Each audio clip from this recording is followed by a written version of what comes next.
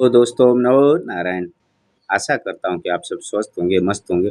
परमात्मा आप पे सदा कृपा बना के रखे और आप सभी भाइयों को हमारी तरफ से दिल से प्यार भरा राम राम, ओम नमो नारायण। तो आज का जो कथा है, आप पहले तो कथा पूरी सुने तो कुछ समझ में पड़ेगा, और आप थोड़ा सुन के काट देते हैं या बंद करके रख देते हैं जो मोबाइल को, तो उसमें कहते हैं आधा अधूरा ज्ञान किसी काम का होता नहीं है। तो वीडियो लास्ट तक देखिए। कथा ये है कि परीक्षित का श्राप समाचार सुनकर गंगा तट पर जाना सनकादि मुनियों का आना हुआ। जब सभी ऋषियों को पता चला कि भाई राजा परीक्षित को श्राप मिल गया है, तो गंगा तट पर सभी आए इकट्ठे हुए।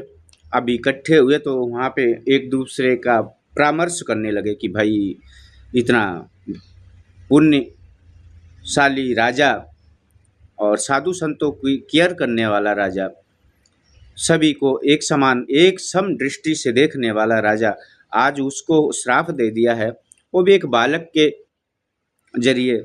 तो इसका कोई ना कोई उपाय या तोड़ निकालने के लिए सभी ऋषि मुनि वहाँ पे इकट्ठे हुए। तो आइए कथा प्रारंभ करते हैं। सूत जी बोले, राजा परीक्षित ने जब घर जाकर सोचा कि मैंने नीच कर्म किया है, वह ऋषि तो निष्पाप है, कि भाई वो ऋषि तो निष्पाप है, जो मैंने कार्य किया है वो बहुत नीच कोटि का काम किया है। उनके गले में सांप लपेटा है। इस कर्म से कोई बड़ी विपत्ति मुझ पर आएगी। मैं चाहता हूँ कि वह विपत्ति मुझ पर शीघ्र आ जाए, जिससे मुझे शिक्षा मिल जाए और मैं फिर कोई ऐसा अपराध ना करूं। राजा बोले कि भाई जो मैंने नीच कर्म किया है, अब वो बिना भोगे छूटे ही नहीं कोई। इस काया से पातक होई, बिन भोगे छूटे ही नहीं कोई।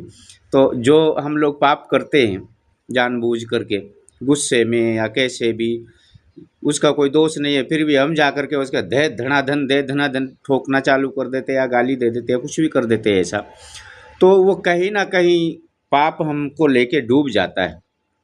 तो राजा कह रहे कि जो पाप किया है उसका कुछ ना कुछ तो हमको मिलना चाहिए, ताकि अगले में जो है ऐसा कर्म ना हो, मेरे से अपराध ना करूं।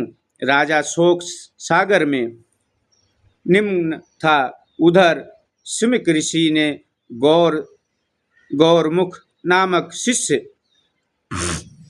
राजा के पास भेजा कि मेरे पुत्र के श्राप से 7वें दिन तुमको तक्षक डसेगा। अब ऋषि ने क्या किया, एक अपना दूसरा शिष्य जो था वो राजा के पास भेज दिया। बोले जाओ आप उनको समाचार दे दो जाके कि जो हमारे पुत्र ने आपको श्राप दिया है, वो 7वें दिन उसका भेजा हुआ तक्षक नाग आपको डस लेगा, आपको खा लेगा, आपकी मृत्यु हो जाएगी, डसेगा, उससे तुम्हारी मृत्यु होगी। राजा तक्षक की विषाग्नि को बहुत उत्तम समझने लगा, क्योंकि वह विरक्त का कारण होने से मोक्ष का कारण होगी।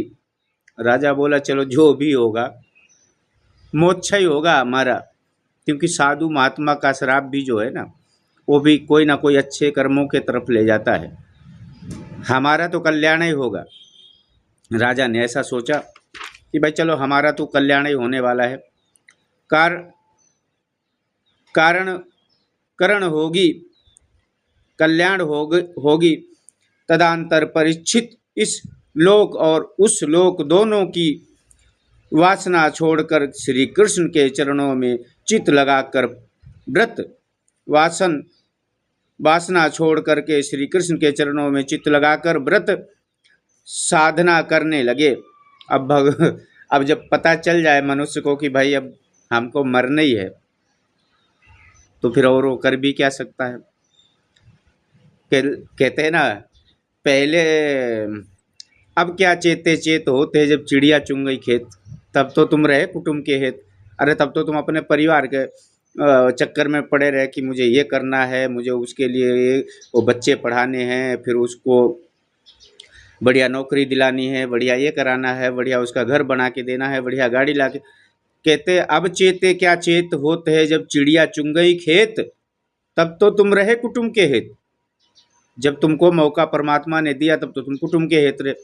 परमात्मा मौका सबको 3 बार देता है। यदि आप अपने को समझ गए और सुधर गए तो भव सागर पार हो जाओगे, नहीं तो फिर डूबना तो है ही प्यारे। छोड़कर श्री कृष्ण के चरणों में चित्त लगाकर व्रत साधना करने के लिए आधी धोती ओढ़ी और आधी धोती पहने सर्वत्र त्याग कर गंगा तट पर जा बैठे। परीक्षित को नसत व्रत लेकर गंगा तट पर बैठा सुनकर बहुत से मुनि अपने अपने शिष्यों वर्गों सहित तीर्थ यात्रा के मन से वहीं आए और राजा ने उन सब का पूजन करके उनका सम्मान किया। जब ऋषि मुनि आनंदित पूर्वक बैठ गए तब राजा ने हाथ जोड़कर अपने मन की बात कही कि मैं तो रात दिन विषय वासना में अचेत था, मुझ पापी को भवसागर से बचाने के लिए पार ब्रह्म ने ही ब्राह्मण के द्वारा श्राप दे दिया। बोले मैं अभी तक जो भी था ये पाप पुण्य कर्म में फंसा ही हुआ था, और मेरे जैसे पापी को भगवान ने भवसागर की कल्पनाओं से बचाने के लिए और ऋषि के द्वारा ना श्राप दिया होता, ऋषि पुत्र के द्वारा, ना तो मैं आज ये सब त्याग तूग करके गंगा किनारे आकर के बैठता। तो भवसागर से बचाने के लिए ब्राह्मण ने ही ब्राह्मण के रूप में श्राप दे दिया, जिससे मुझको शीघ्र ही चेतन हो गया। बोले अब चेतना आई है शीघ्र। यदि यही कार्य हम पहले कर लेते, भगवान के चरणों में प्रीति लगा के और आराम से भजन करते, काम सब करो।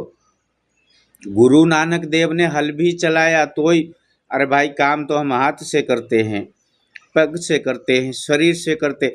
हम अगर घर में कोई माँ बहनों को बता रहा हूँ कि अगर कोई माँ बहन घर में कोई काम करे, बासन है, झाड़ू है, पोछा है, तब भी वो जप सकती है ओम नमः शिवाय, ओम नमः शिवाय, ओम नमः शिवाय, राम राम सीताराम, जो भी उसकी इच्छा हो। जपने से परमात्मा की उस पर कृपा बनी रहती है, उसके परिवार पे कृपा बनी रहती है, वो सदैव सुखी रहते हैं। दुश्मन चाह कर के भी कुछ उनका बिगाड़ नहीं सकता है। शीघ्र ही चेत हो गया है, ब्राह्मणों में सब छोड़कर भक्त चरणों में चित्त लगाकर आपकी ओर गंगा की शरण में आया हूँ। वह तक्षक आकर मुझको भले ही डस ले, परंतु आप मुझ विष्णु भगवान का संकीर्तन कीजिए। बोले चलो ठीक है, वो डसेगा तो डस ही लेगा, पर अब आप सब साधु महात्मा पधारे हैं तो कुछ भगवान का कीर्तन करो, तो हमारे जो मन को शांति मिले। क्योंकि मरने का डर तो सबको ही होता है, काल को भी मरने का डर होता है। तो ओम नमो नारायण। आप सभी को प्यार भरा राम राम। जय गुरु महाराज।